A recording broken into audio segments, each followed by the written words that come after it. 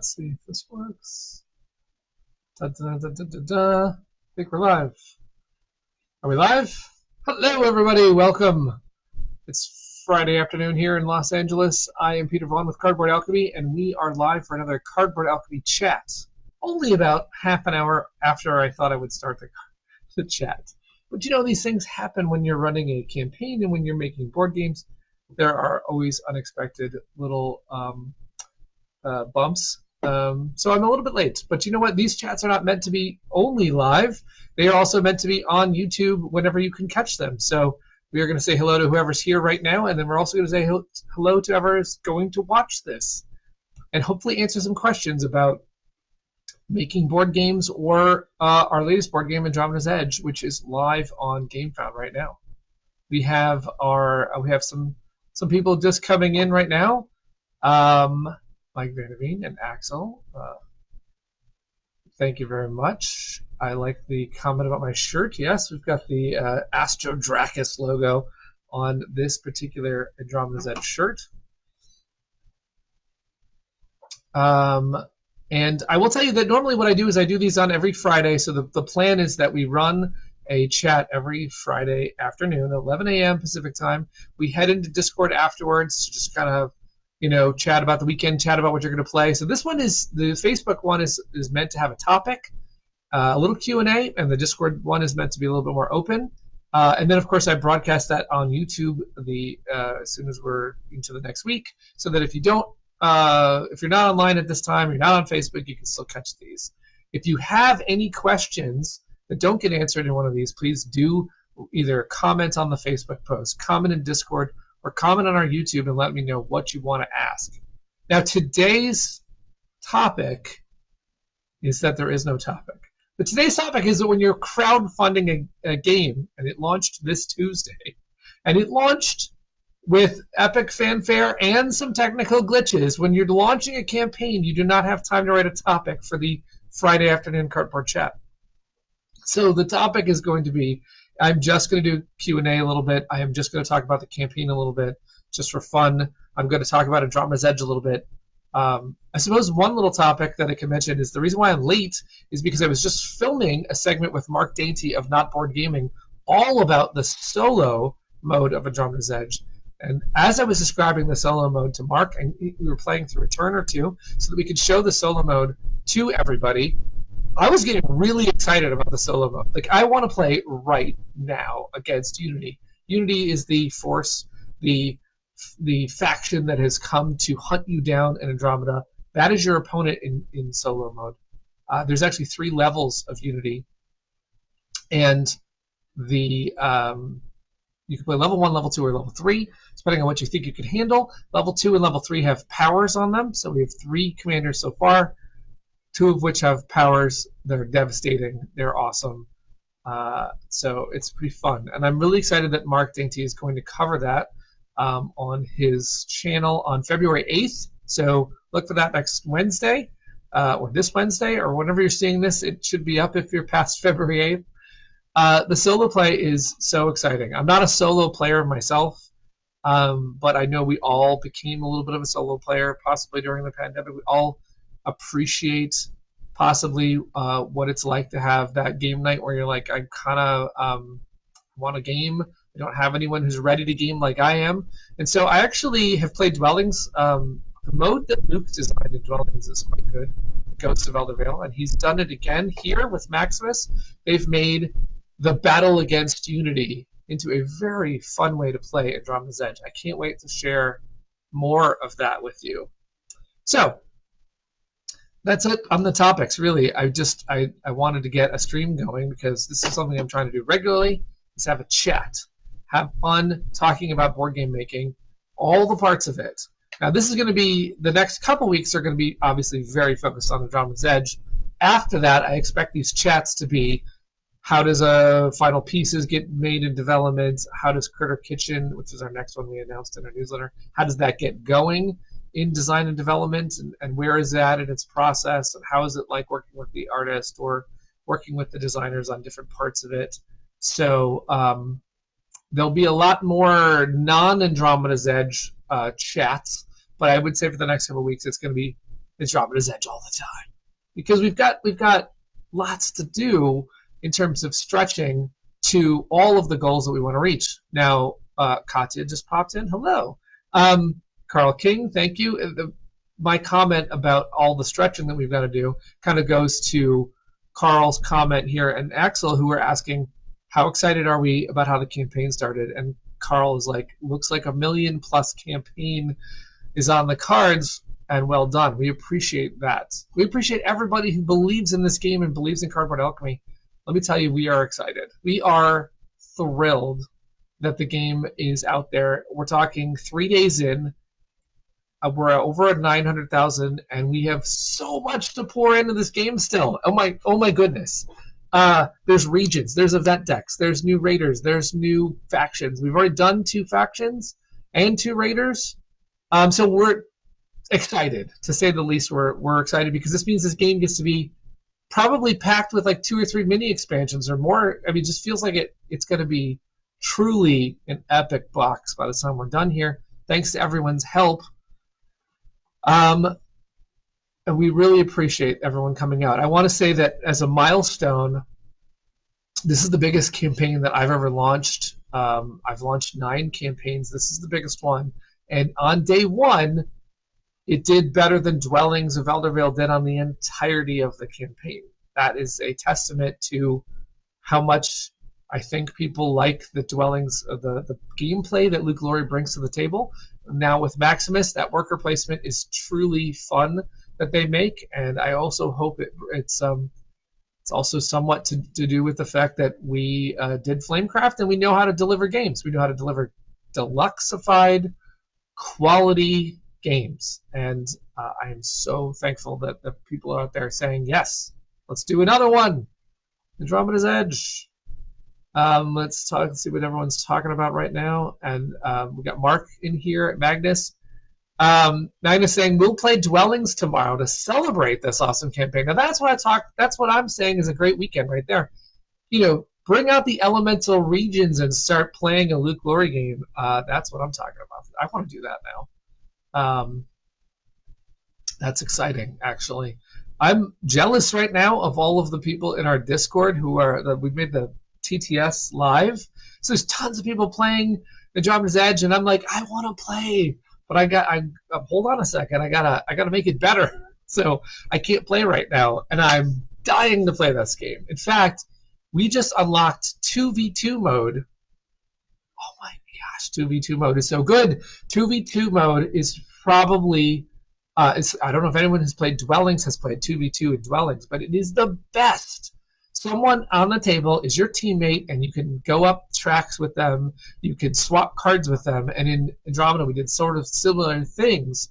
You sit on the same table as your teammate, and you can share one card, resource, or token on your turn. You can give or take a token on your turn. And so what that means is if I have 2 cards and I need to get them to my teammate, I'm going first. It's going to go clockwise. If I've got 2 cards, I could give 1 card on my turn, and on their turn they can actually accept the second card. So that's how you would do that. So that means you can hand things like discovery tokens. You can hand things like moons. You can hand 2 really awesome tactics cards, or a credit and a tactics card. It's so good. 2v2 mode is amazing, because then the other thing that we've done in 2v2 mode is the very first module that you acquire on a turn can be given to your teammates. That pushes them up a track, and you can focus and work together to get someone high up on a track. Let's say your teammate is out of tactics cards, but they look like they could get a hand refresh out of Civ, and you have the ability to buy a Civ module, even if you only have the ability to buy one, but that one could pump them up the track and get them cards, which they could then pass back to you. It's amazing. 2v2 is amazing. Not only that, but you get to go into battle and you get to roll all of your dice collectively, which means you are shaking 12d6, possibly. This is epic. We've never had that kind of a battle before in Dwellings or Andromeda, and it's really fun to see the teams get into battle. A couple other nuances to that, but at the very end, what you do is you tally up both your scores in 2v2, and you see who did the best. And I can't wait to put a 2v2 match up on the Discord. Just saying. I think that it's going to be a lot of fun. Let's look at what we got on the comments. Someone says, I play Dwellings just about daily. That's amazing. I wish I could get that myself. I love Dwellings, and I think that's super exciting. I got to know, if you play Dwellings a lot, what are your favorite factions? For those of you who don't know, by the way, because this may be the first time you're finding Cardboard Alchemy, first time you're finding Andromeda's Edge, I was the developer on Dwellings of Eldervale. It was my original idea that I pitched to Luke Laurie and said, I have ideas for a game, and he is a mechanical wizard. I had theme ideas, but I didn't have an idea of how it would.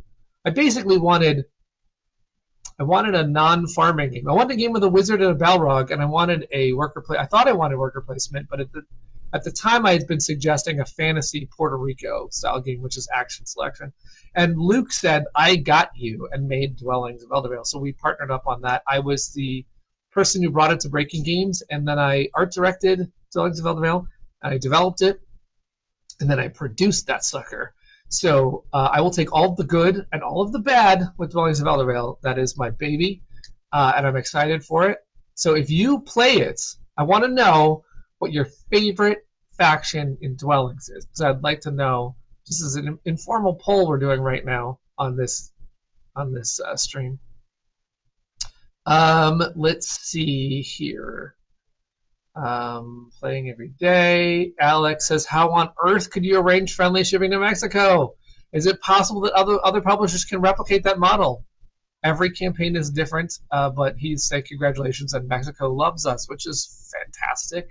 I would love to solve all of the shipping problems. We have other countries that are not as excited because, like, the shipping to Indonesia is unfortunately just awful, and a lot of times that was Mexico too. And so it takes each time finding another third party that cares as enough as we do to try and make those prices affordable. And we happen to find a company that is going to bring the products from Texas into Mexico and ship out of Mexico. That was a game changer. So Brad knows more about what that company name, but I will get that information to pass out to people, because we want that company to do well. If they're able to help Kickstarters, Game Founds, crowdfunding projects get better shipping to Mexico, we want to see that happen, because fulfillment is just one of the hardest pieces of this puzzle. We can't get good fulfillment in North America. We can't get good fulfillment in Canada half the time. We're really struggling to get a company that can truly fulfill this kind of a niche product, because board games have a lot of stretch goals and promos and add-ons and pieces to the puzzle. Every package is different. It's not like you're just shipping out a simple, everything goes in this one box, although we're kind of trying to do that in this campaign. But you know what I mean? It's a complicated puzzle. You wouldn't think it's complicated, but it's so complicated for the little fulfillment houses, and it's not worth the time of the big fulfillment houses, because we're not, meat packing or we're not any one of the main goods out there. So we're a small volume, but yet we're a large volume for board games. For our, like when you have a whole bunch of games like Flamecraft, getting that out the door in a consistent way, it's hard to do. We have another comment from Brady saying, I think your success has also to do how much all the people involved support the games. Congrats on the $1 million crowdsource. Thank you. We're almost there, and it's exciting, because if we do keep going and pass that mark, this will be the second campaign that we've pulled that off as Cardboard Alchemy, so it's pretty exciting. Axel's chiming in on the Mexico shipping and thanking Brad for pulling the magic wand out on that one. I agree. Brad Brooks is amazing. My partner at Cardboard Alchemy, not always on the camera, but always behind the scenes, making the games better. Development, design, fulfillment, warehousing, logistics, writing some of the fun copy you see. Brad is amazing, and he's the reason why I made this company. I basically said he's one of the most fun people to be around at all times, and I've known Brad for years. We worked together at Disney. At Disney, we worked in different departments, but we both wanted to play board games, and so we would have speaking of Friday, which is what it is right now, Brad and I would have a Friday lunchtime game, and we played games with a lot of people at Disney, and we got to know each other. And when we went to work together at another company, He was making iOS apps, and I joined him. And he and then we would do lunch times where he would pitch games to me, and he pitched me Rise of Tribes, which is his baby, his second published credit, I believe. No, third published credit, because he did Letter Tycoon, and he was also on a game with his father. But Rise of Tribes was this awesome idea that we found together at lunch, and I really enjoy working with Brad. And I'm very excited that some of Brad's games are going to come in Cardboard Alchemy's future lineup. And because we're starting these chats, we are going to get to explore those games as they get developed. That's what I'm really excited by doing these chats. Let's see what other comments we have. We have, eventually I'll get this so the comments are where my camera is, so I don't have to kind of look down there.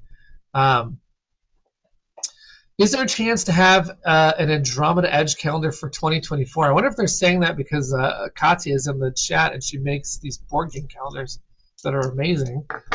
We have not thought about anything related to Andromeda's Edge on anything other than getting this game made. Mark Dandridge says, my favorite is the Shadow Demons. Now, the Shadow Demons are really good.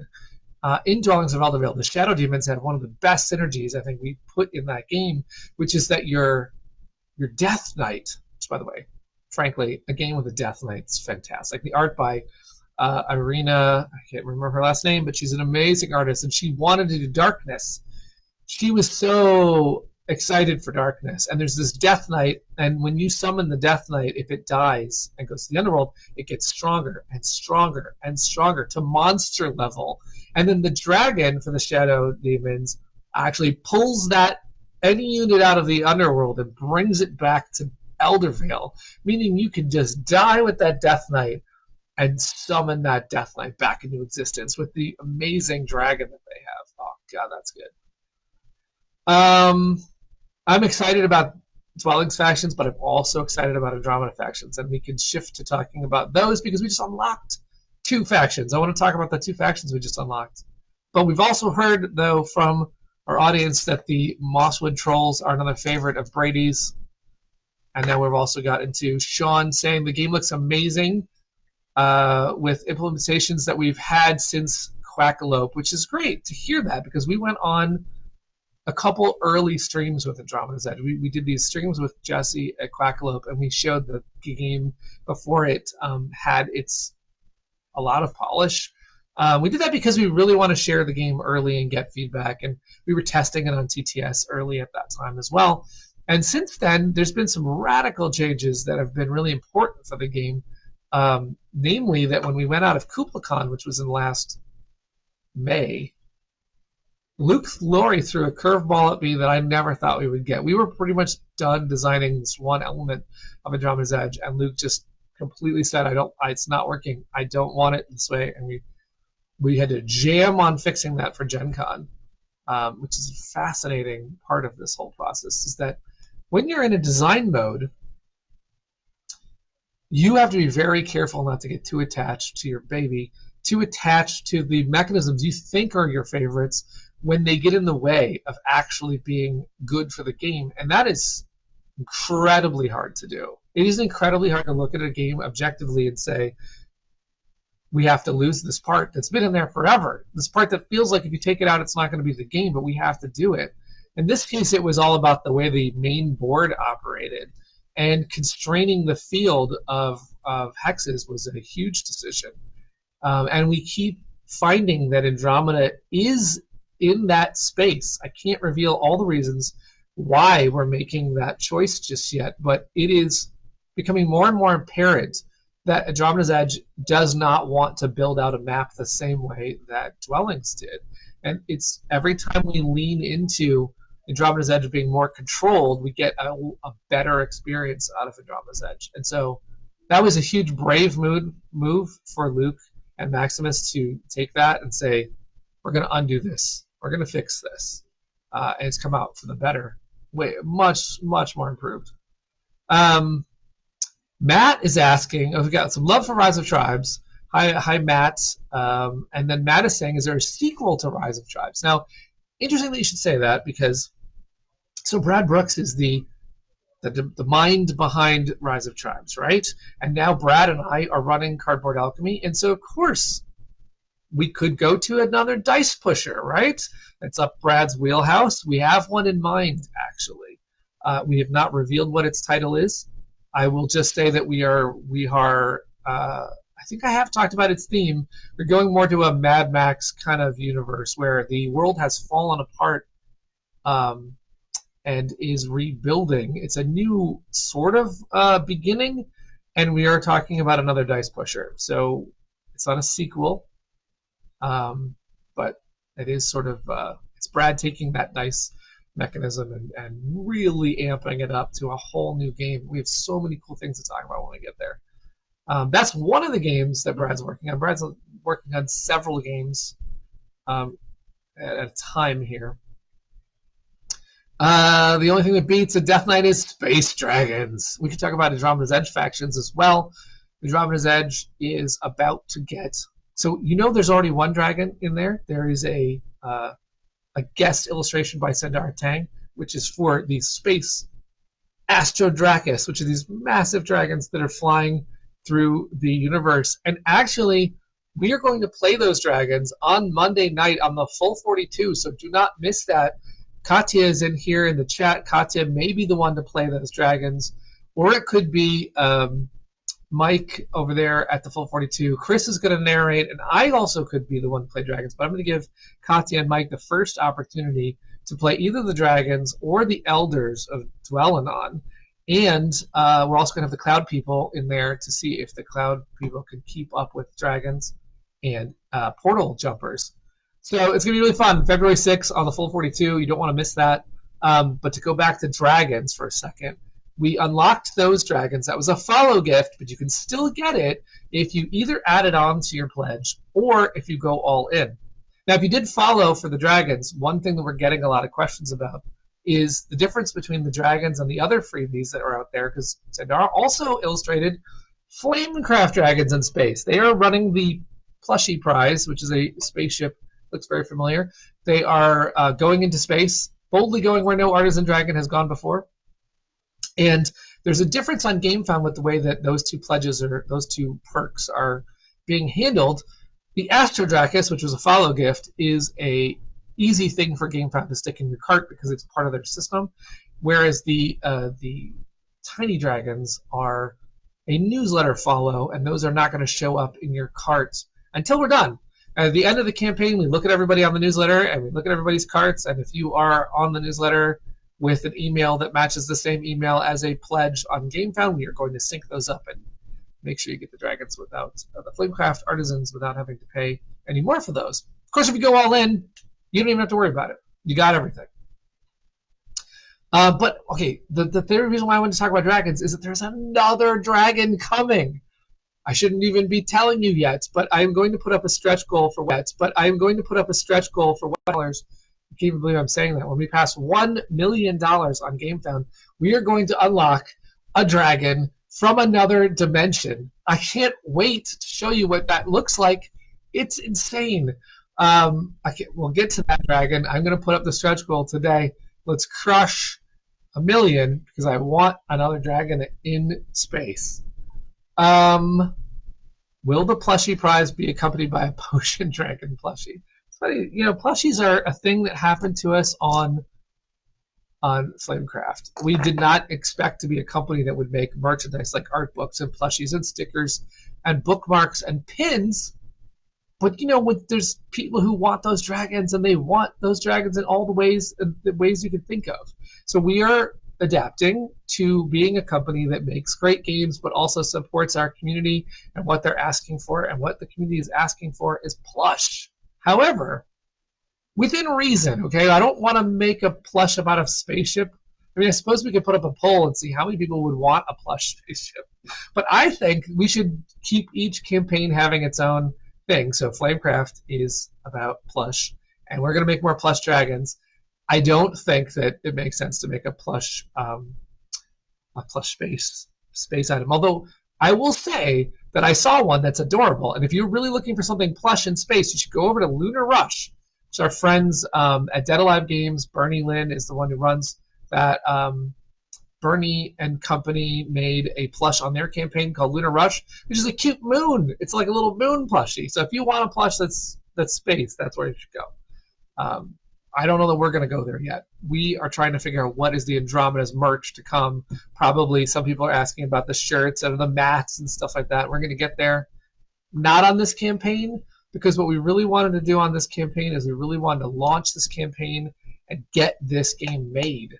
And after that, I believe Andromeda's Edge will have a nice long lifespan where we can talk about other products. Let's see. We got some feedbacks from Mike Vandermeer liking the streamline adding hexes to the board. Conceptually, he did not think he was going to like it, but in action, he found out that it is actually good. And Mike would know, because Mike Vandermeer helped us run games at KuboCon. Thank you, Mike. And also helped us run games at PAX. And saw it in between, so I think Mike is uniquely positioned to say that that is an improvement, and saw it at Gen Con and so forth. Matt's asking about the Rise of Tribes. Is it Rise of Tribes as AE is to Dwellings? I don't think so, because I believe that the new version of dice pushing that Brad's going to do will possibly involve a interactive story element. There's a wild amount of things we're thinking about for that world. I think it blows it wide open. Just have to see how that goes. But it is a deeper version. It's deeper. It's way deeper than Rise of Tribes, so we'll have to. I mean, I guess it could be similar. Some people online are right now saying that Andromeda's Edge is a 1.5 Dwellings, which I think is. I mean, if you're going to say it's anything, it's at least a 2.0 Dwellings. But I think if you're looking at that scale, I don't know that we're doing a 2.0 Rise. I think we're doing like a 3.0 Rise. I think it's quite different. But we'll see how it turns out. Matt says, March, I want that t-shirt. So this is the Astro Dracus version. We like these shirts, and we'd like to be able to offer them on a campaign that's ridiculous. We've tried to do it on Dwellings. Ends up being a lot of different sizes and regions have to be shipped all over the place, and it is huge hassle and loss and everything else like that. But I think we could do something after the campaign. I think we could put the shirts up on a t-shirt site and then let everybody who wants to get a shirt go get a shirt. I'd love to do it. Mike Delicio just announced Dwellings as his #1 game of all time for the 2nd year in a row. And then he mentioned being excited for Andromeda's Edge. Now, Mike Delicio is one of those people that has it's an interesting distinction. He often says that he believes that Dwellings was designed for him. Like it was just perfectly made for him, which is funny to me because that is how I feel Dwellings was made for me. And Luke feels like it was made for him. So it's this funny thing about how Dwellings, and I'm sure this will be the audience of like, Dwellings was made for me. That's so cool that a game can have this feeling, like this game feels like your perfect board game. So interestingly about that, and with Mike Delicio, is that Mike has said he's just not as excited about science fiction. But I have a feeling that when he sees what we've done mechanically in Andromeda's Edge, how much we've actually still kept fantasy flavor as well, and lots of thematic tie-ins between a faction's ability and their ship and how that all relates. And once he sees how good solo mode is, I can't wait to find out if Andromeda's Edge topples his #1 game of all time. This is exciting. Magnus Johnson, that's not a moon. Yes, we actually unlocked on the campaign, if anyone missed it, we unlocked we're calling it the Mortality Sphere, a giant entity, this giant raider that will in fact come out of the nebula and destroy you. I guess unless you're flying a fighter with a certain kind of force. We actually did have it early on the card. There was this ability where fighters could take it out, which we scrapped because it was too fiddly. But it was fun anyway. We're still looking at a kind of thematic twist to add to the Mortality Sphere. Let's see. Someone is asking, reminds me of it's a Space Whale and Doctor Who, the Space Dragons. So is asking, I missed the Dice Tower promos. Is there a way to get the Dragons promo for Flamecraft if we go all in? Now, we do not have Flamecraft Dragons on Andromeda's Edge except for those 6 of those crew members on the the ones on the special promo card. That's the only Flamecraft dragons that are on the campaign. It's a little bit hard to mix the streams like that. I know other publishers have pulled that off. I know it is possible, but we are still finding that our Flamecraft inventory is here and there and whatnot. We don't want to do that. Also, the Dice Tower has exclusive use of those Artisan Dragons that they launched for the rest of 2023.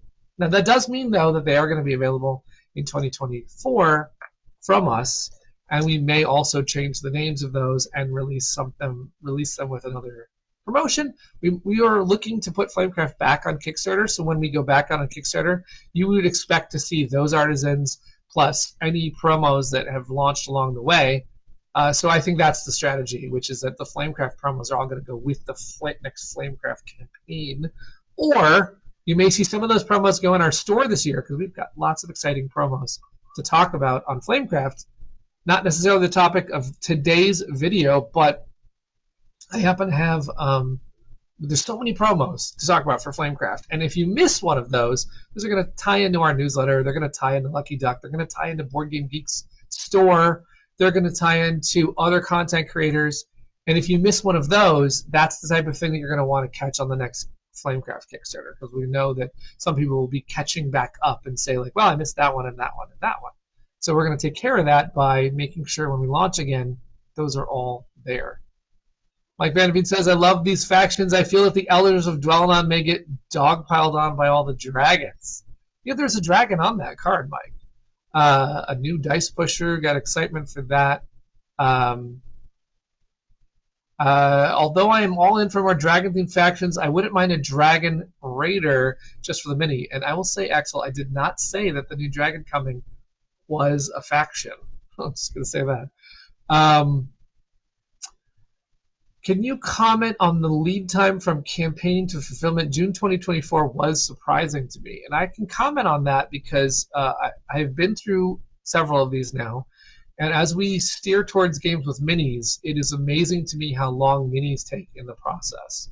If you look at games at Awakened Realms and other games, a lot of times they'll promise a year, but they'll take 2 years. And they'll actually do 3 waves or something. So you look at what minis do to a production, they actually cause it to go under quite a bit of a length of time.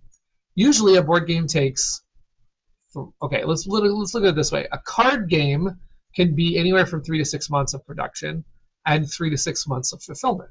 So card game, pretty easy, can be done in, I mean, if you look at that timetable, card game can be pulled off in 6 months or take a year. You start adding things like cardboard and wood and stuff like that. Now you're increasing your time, like, oh, now it's more like 6 months is the minimum it's going to take in production, and the fulfillment side always usually takes 3 to 6 months. But that changes in the global pandemic we're in because people don't get the boat they want to get. The fulfillment houses are jammed. The ports are jammed.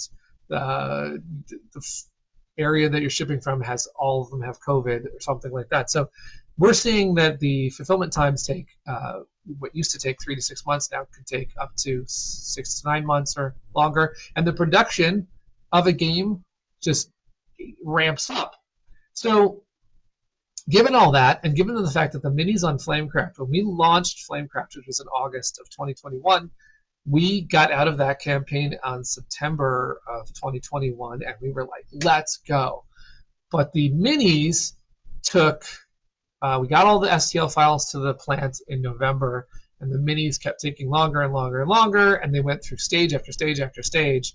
And while we thought we were going to deliver Flamecraft early and start delivering in June or May, the minis, there's 2 things that delayed it, and one of them was the minis, and the other one was that the German partner, no offense to them, but they took their time, and so those 2 factors made us go in a later window, and that later window was more crowded in the boat scene. But I'm still impressed that Flamecraft got done in a year, and so I was going to say, our initial goal on Andromeda's Edge was to say, the game's pretty baked, let's just put a year. But I know what happens on Kickstarters. I know there's shipping. I know there's approvals. We got to get the game trays right. We got to get the minis right. We got to get the colors, the wash. We got to get lots of things right. And there's a chance we could slip June 24. I hope we don't. And I'm certainly going to work my butt off to make sure that we hit that date or better. I mean, that's the goal. But I wanted to make sure that nobody got the wrong idea that these games go like lightning, because they do not. They take their time.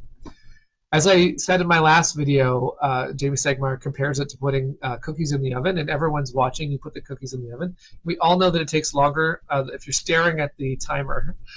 It does feel like it's a long time, but that's because store games will just deliver it to you when it's already been baked, and you don't even see the time. You don't even see that length of time that it has taken them to get that game there. Axel gave a love to the answer to his comment about seeing a dragon that wasn't necessarily a faction. Greetings from Finland, and congratulations on the amazing campaign start, Peter. The game looks fantastic, and I'm especially looking forward to exploring the engine building of it. Thank you very much. I love games that really ramp up towards the end, letting you trigger longer and longer combos. How well does Andromeda's Edge achieve that feeling, in your opinion? Well, actually, that is one of its best elements, I think, because when you start the game, you have an engine of 4 cards. You can activate that engine and pull back right away. But as you go, you're going to start adding science, industry, commerce, and civilization to your engine, firing off, by the end of the game, some impressive combos of I've seen people with 12, 18 cards on their tableau on the top end, but even running a tableau of, like, say, 6 cards in it with ships and energy feels combo-tastic. Like, you are able to do things like some modules will bring in another module, which then you can fire that module, or you'll slot a moon, which will get you on a track, which you can upgrade. There is stuff in there that, as you play, gets just better and better and better. It feels like an engine builder in every sense of the word. You are gaining ground on each subsequent turn. You are definitely improving your position. Seems to be pretty bonkers combos. That's what was replied to that one, and I agree. The combos they're hard to see at first because you think the modules are just these little tiny bite-sized pieces of a thing. I just put I put a ship there, I get an energy. But considering that energy can then fire off another module, you can see already that, like, just one move can actually give you more stuff. And then we're slotting moons in between industry modules. We're slotting moons on top of commerce modules. There's Civ modules that do wild stuff. Now, I haven't even explained, and this is something I got to do in an update soon, but the module pack, I want to take a minute to explain the module pack, because it is, right from the start, a way to add so much to this game that no one's really discovered yet, because, of course, it's something that we haven't had a chance to feature in the chaos of the opening week. But what that module pack does is it adds 3 entirely different sets of modules to the deck, and they're amazing. So I'm going to talk about each one for a second, because this is my first chance to talk about those. And I want to make sure, does my camera cut off here? Get it on screen a little bit better. So those modules are, let's talk about the first one. It's Metamorphosis. Metamorphosis modules come in the game. They're purple, so they don't match the other. So they have like a yellow back if they're in the commerce deck, and they have a green back if they're in the science deck. But when they come out on the board, they're purple. What that means is you can actually buy those and slot them on any one of your rows in your station. They are flexible. They're alien tech. They are from we don't know what they are, but they are, Chris Strain did an amazing job of illustrating them with all these tentacles. So you grab a purple module and you attach it wherever you'd like, and then you go up that track, which means that you might be going to the Maximus field thinking, I'm going to get science, and you can buy it, and it would actually give you science if you want it, but you could also say, I need an industry right now, or you could buy an industry, but you could also slap a commerce module on your commerce track with that Metamorphosis, which is fantastic. That's exciting, but let me tell you about the next one in that module pack. It's an entire set of cards that's called Obliterated. Now, Obliterated comes in with 2 damage, which is really hard to get rid of at first, because damage in this game is repairs, but wow, 2 repairs would be needed before that module would work. But they've got the best stuff on them, right? So now all of a sudden you're like, yeah, I want to get that Obliterated module all fixed up, because when I do, my engine's going to be twice as good as your engine, because it's going to have this mega tile on it. And I played it. I played this one game where I was not getting those, and the other person was getting those, and I thought, oh, they'll be damaged. They'll never get those repaired. And then all of a sudden, the repairs were done, and their station was fully operational, and I got my butt kicked in that game. So you got to be careful about those modules because they're really good.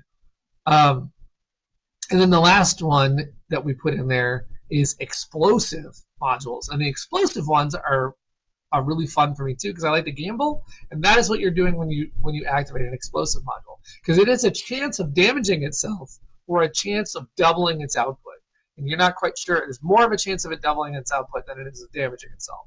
So it's going to work no matter what, but by the time you use it, it may bust for the next use, or it may double output. So I love to roll the dice. So to me, having the explosive modules, the metamorphosis modules, and the obliterated modules in my games, I would be getting that module pack in a second.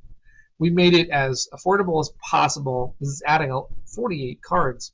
We made it as the best we could. So I don't want to see anyone miss out on. If you're going all in, you get it. So first of all, thank you for going all in, because you'll make sure you don't miss anything like that.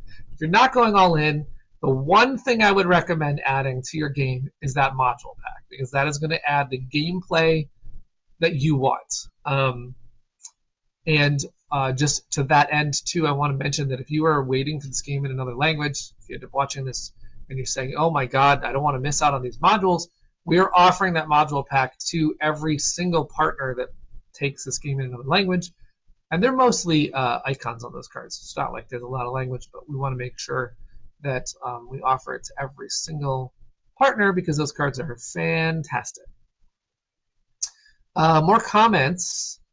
Love all the dragons from Mike Vanderveen. There are many amazing things you have to share. Always a fun ride to follow in every campaign that you run. Thank you, Mike. Just to remember to hydrate. Thank you. That's what Discord tells me. Stop and hydrate.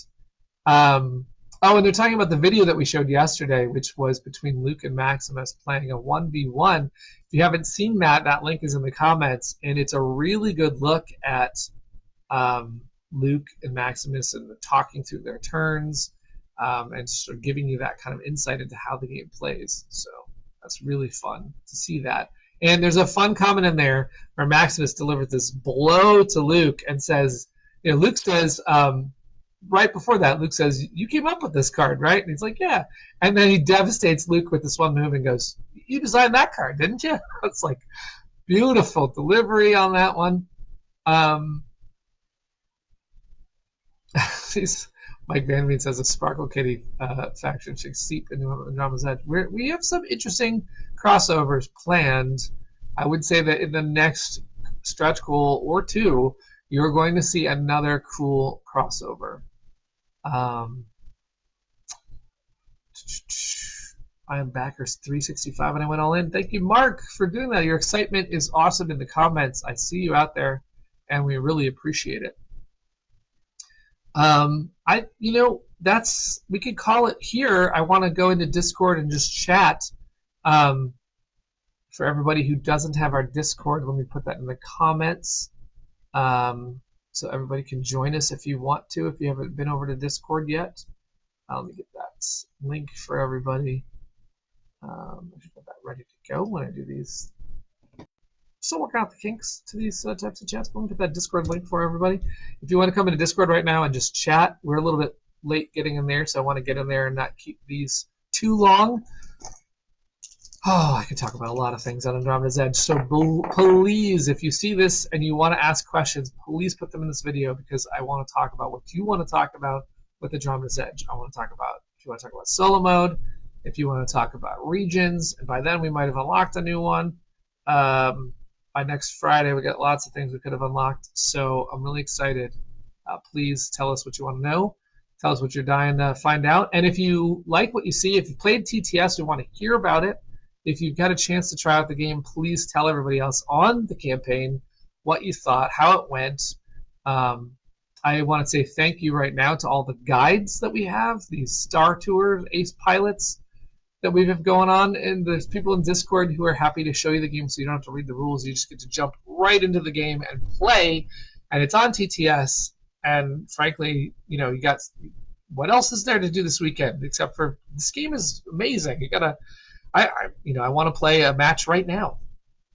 So, so anyway, I enjoy doing these chats, but they're only done because I want to talk to all of you about what games you want to have made, what questions you have about us making games, and so please let us know. And I'll end it here, but thank you from myself, from Brad Brooks, and all of us at Cardboard Alchemy, and have a great weekend. Game on.